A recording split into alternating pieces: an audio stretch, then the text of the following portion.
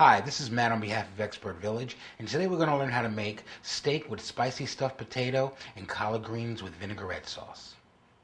Okay, so now we have our garbanzo beans. And what we're going to do with those is we're going to put them in this bowl, like so. And then we're going to use a potato masher, and we're just going to mash them.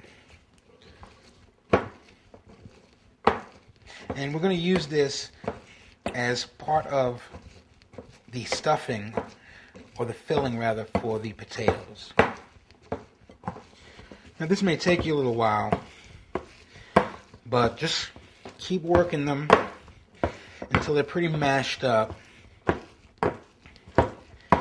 like so. And this is going to make a great filling with the yogurt and the actual potato filling.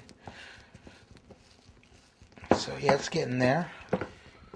Okay, so these actually look pretty mashed, if you can see that. So now what we're going to do is we're going to take half of our cilantro and our rosemary, and we're just going to sprinkle that in there. Don't use all of it, only use half.